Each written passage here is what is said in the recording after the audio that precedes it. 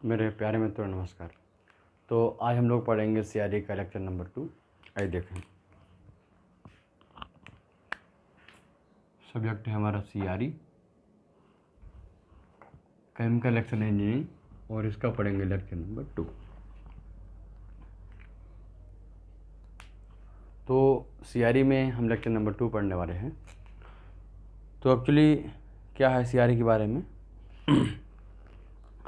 CRE में हम पहले आपको एक हायर लेवल सिलेबस जो है गेट का सिलेबस है वो लिखवा देते हैं, जिससे आपको आइडिया रहे कि मैक्सिमम कितना लेवल कवर करेंगे।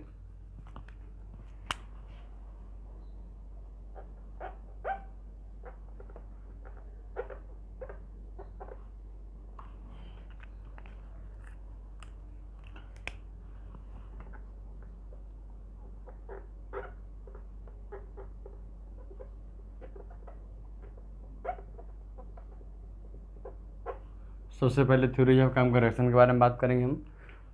हम बहुत सारी चीज़ों के बारे में डिस्कस करेंगे। पहले उसके बारे में बहुत सारी चीज़ें पढ़ाएंगे, तब इन पे आएंगे। बट मेनली गेट के सिलेबस में दिया है थ्योरी ऑफ केमिकल रिएक्शन, मतलब आरएनए थ्योरीज, कोलिजन थ्योरी और ट्रांजिशन थ्योरी, इनको आपको कवर करना है। काइनेटिक्स ऑफ होमोजेनियस रिएक्शन, कोई रिएक्शन होमोजेनियस है मतलब लिक्विड फेज है या फिर पूरी गैस फेज है। काइनेटिक्स, तो ऐसी जो रिएक्शंस हैं इनकी आपको काइनेटिक्स फाइंड आउट करनी है, मतलब उनका ऑर्डर फाइंड आउट करना है और उनका साथ में जो है रेट कांस्टेंट है उसको फाइंड आउट करना है। Kinetic of homogeneous reaction,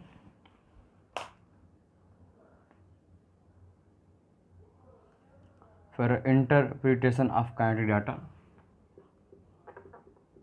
interpretation of kinetic data, हम इसको पढ़ेंगे। हम यहीं से नेक्स्ट टॉपिक पढ़ेंगे।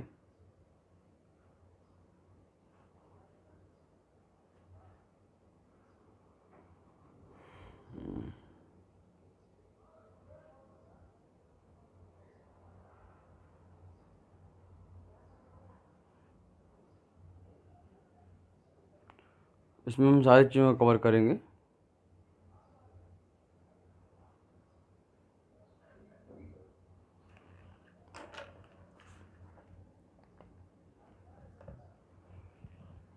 Single and multiple reaction in ideal reactors, single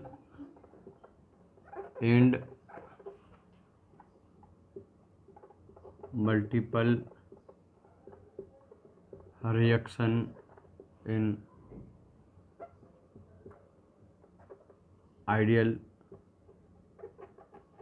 reactor. ठीक है, ऐसा रिएक्टर जिसमें सारे मॉलिक्यूल का जो रेजिडेंस टाइम है, रिसाइडिंग टाइम है, अगर वो क्या होता है सेम होता है, तो हम उस रिएक्टर को आइडियल रिएक्टर कहते हैं।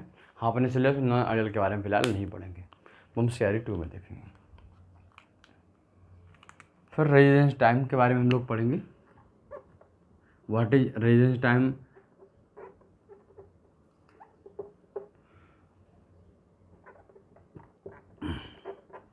इसमें हम लोग पढ़ेंगे होल्डिंग टाइम के बारे में पढ़ेंगे, हम इसमें स्पेस टाइम के बारे में पढ़ेंगे, हम इसमें स्पेस वेलोसिटी के बारे में पढ़ेंगे। तो बारे सारे टर्म हम क्या करेंगे यहाँ पर कवर अप करेंगे। फिर 7 में हम पढ़ेंगे non isothermal reactor.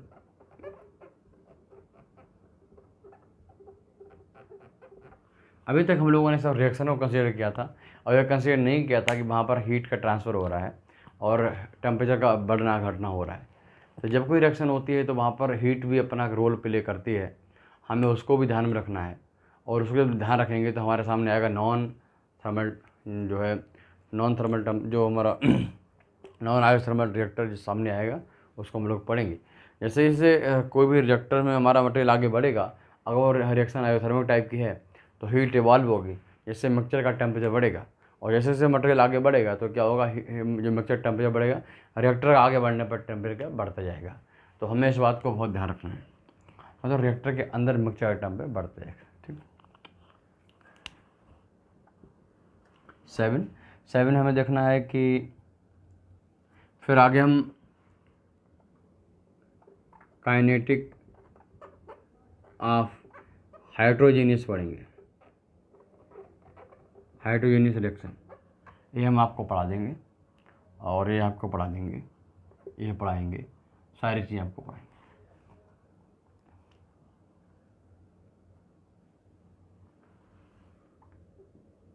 Diffusion effect in catalyst,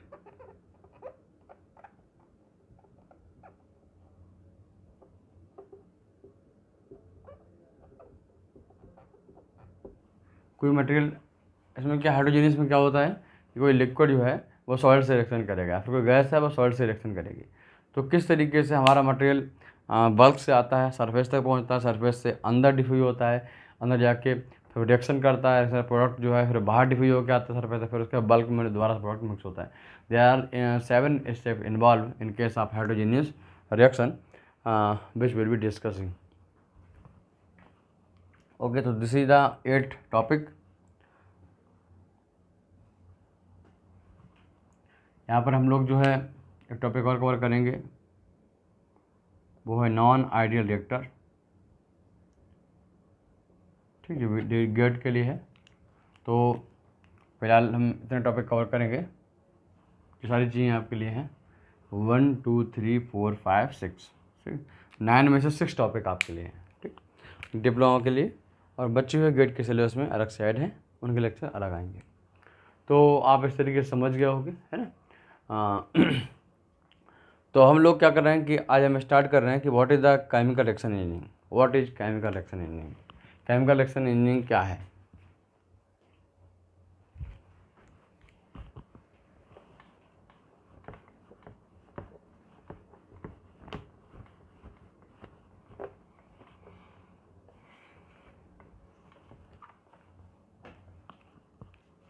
chemical reaction engineering क्या है? CRE का मतलब होता है chemical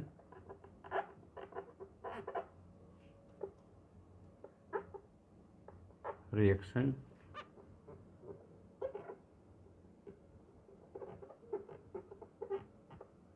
engineering. What is the meaning of chemical? Chemical शब्द का क्या मतलब है? केमिकल का मतलब है it is identity. Chemical means क्या है? It is identity. तो आप बोलोगे कि सिंपली सी फॉर है केमिकल, और इसका मतलब है केमिकल आइडेंटिटी। आइडेंटिटी कोई भी अपने आप में केमिकल है, जैसे वाटर है, जैसे कि हमारा एथेन है, मेथेन है, CO2 है, कोई भी चीज़ है, फिर सिंपल कार्बन है, फिर सल्फर है, SO2 है, SO3 है। कोई भी अगर केमिकल कंपाउंड है, केमिकल सब्सटेंस है, तो अपने आप में एक इंडिविजुअल पर्सनालिटी है उसकी, that is called chemical identity. उसकी अपनी एक इंडिविजुअल पहचान है। उसे क्या बोलते हैं? What is the chemical? Chemical is it is means chemical identity. It is identity. ठीक, लिखोगे विच इज रिप्रेजेंटेड बाई। अब इसको रिप्रेजेंट करने के लिए हम क्या करते हैं? हम इसका नेम का यूज करते हैं,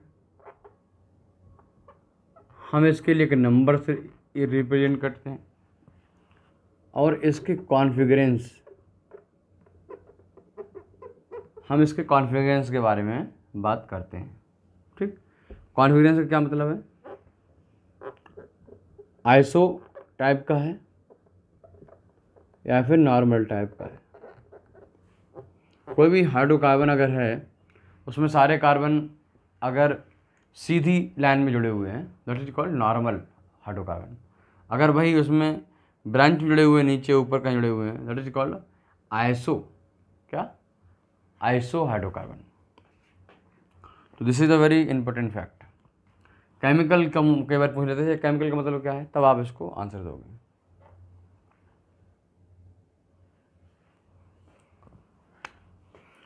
सेकेंड टर्म आता है reaction. What is the meaning of reaction? Tata chemical में मुझसे पूछा गया तो रिएक्शन का क्या मतलब है। तो रिएक्शन का मतलब क्या है? रिएक्शन का मतलब है कि कोई भी केमिकल है, कोई भी केमिकल है, मतलब केमिकल आइडेंटिटी है, वो क्या कर रही है, चेंज हो जा रही है, ठीक। और एक न्यू केमिकल आइडेंटिटी जो है, या फिर दो से ज़्यादा केमिकल आइडेंटिटी तो करीब प्राप्त कर ले रही है। और यहाँ से मतलब अगर कोई केमिकल आइडेंटिटी अपने आप को लूज कर दे किसी और कन्वर्ट हो जाए किसी दूसरी केमिकल आइडेंटिटी में, या फिर जो है दो से ज़्यादा केमिकल आइडेंटिटी में, तो ऐसी जो एक्टिविटी है, ऐसी प्रोसेस है, प्रोसेस चेंज, ऐसा चेंज जो है उसको हम क्या बोलेंगे, हम उसको रिएक्शन बोलेंगे, ठीक। तो when a chemical species lose its old identity and obtain a new identity, here energy में बी इन्वॉल्व, है ना, मे बी एनर्जी एवॉल्व और may be energy absorb, here में एनर्जी में be involve, this is called reaction, chemical reaction. Means अगर कोई chemical species है वो अपनी एक पुरानी जो आइडेंटिटी है उसको क्या कर रही है, लूज कर रही है, और वो नई आइडेंटिटी अपटर्न कर रही है। ऐसे केस हो सकता है कि एनर्जी निकलती हो या फिर उससे ज़रूरत पड़ती हो, तो ऐसी कंडीशन में इस प्रक्रिया को क्या बोलते हैं, इसको हम रिएक्शन बोलते हैं, ठीक। तीसरा टर्म क्या है, इंजीनियरिंग। इंटरव्यू में आपसे पूछ सकता है कि व्हाट इज इंजीनियरिंग, इंजीनियरिंग का क्या मतलब है।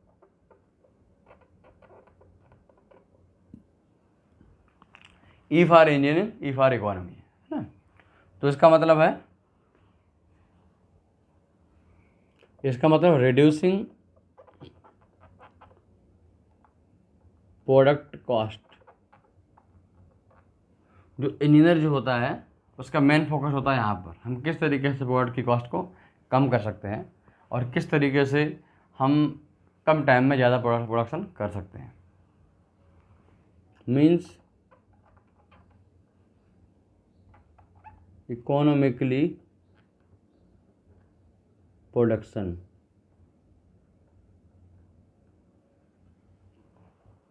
मतलब प्रोडक्शन जो है वो कैसा होना चाहिए, इकोनॉमिकली होना चाहिए। This is the purpose of engineering. Engineering का मतलब क्या है, इंजीनियरिंग का मतलब इकोनॉमिकली क्या, प्रोडक्शन, कम से कम पैसों में हमारा प्रोडक्शन हो जाए। अगर 1 किलो हमारा प्रोडक्ट जो है 10 रुपये में तैयार होता है, तो हमारी कोशिश है कि 1 किलो प्रोडक्शन हमारा जो है वो 10 रुपये में ना हो कि 9 रुपये 99 पैसे में हो जाए, या फिर 9 रुपये 90 पैसे में हो जाए। आप देखोगे कि जो हमने 1 पैसा प्रोडक्ट बचाया है, जब एक दिन के बारे में बात करते हैं तो लाखों में इकट्ठा हो जाता है कि हमारे पास प्रोडक्शन बहुत कई केजी होता है। मान लो प्रोडक्शन हमारे पास 30 टन हो रहा है, क्या हो रहा है, 30 टन हो रहा है। तो चलो कैलकुलेशन कराते हैं आपकी।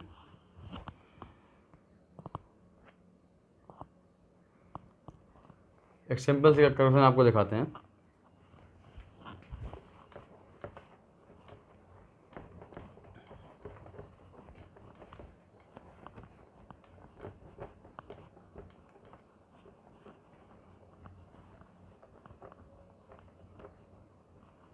देखो,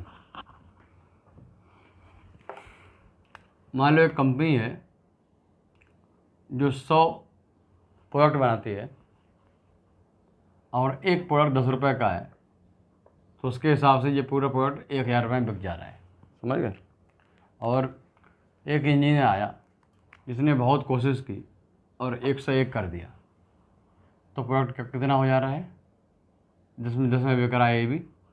तो प्रोडक्शन जो है अब ऐसा करने पर घटाना किया तो 10 रुपये का फ़ायदा हुआ। हमने इक्वेशन 2 में से पहले घटाएंगे तो क्या करेंगे, मान लीजिए इक्वेशन 2 है, इक्वेशन 1 है, तो 2 - 1 करो तो +10 रुपये मिल जाएगा आपको। यानी एक इंजीनियर जो नया आया है उसने बहुत कोशिश करके जो किसी भी टाइम में या किसी भी रॉ मटेरियल में हमारा 100 प्रोडक्ट बनता था, उसने वो 101 कर दिया है, 10 का फ़ायदा हुआ है। मान लो 100 kg था तो उसको 101 kg कर दिया है। अब भाई हमने क्या देखा, जो 100 kg बनाने पर हमें 10 रुपये का फ़ायदा हो रहा है, तो 1000 kg बनाने पर कितना फ़ायदा होगा? 100 रुपये का होगा। 1000 का मतलब 1 टन। ठीक, हमारे बन रहा है 3500 टन। 3500 जोड़ो, 35000, इकाई, दहाई, सैकड़ा, हज़ार, 10,000, लाख, 3,50,000। समझ गए? कहाँ हमने एक प्रोडक्ट चेंज किया था और उससे बेनिफिट कितना हुआ? 3,50,000 का। यानी रोज़ जो है बेनिफिट कितना हो गया? 3,50,000 का फ़ायदा हो गया, अगर हमने कोशिश करके मात्र एक प्रोडक्ट को बढ़ा दिया तब। तो इस तरीके से हम समझ सकते हैं कि वास्तव में बहुत ज़्यादा बेनिफिट हो सकता है अगर हम प्रोसेस को पकड़ सकें, केमिकल रिएक्शन इंजीनियरिंग को बहुत आसानी से समझ सकें, हैं। तो ये हमारा लेक्चर था आज का। हम लोगों ने देखा कि किस तरीके से ये चीज़ें डिपेंड करती हैं।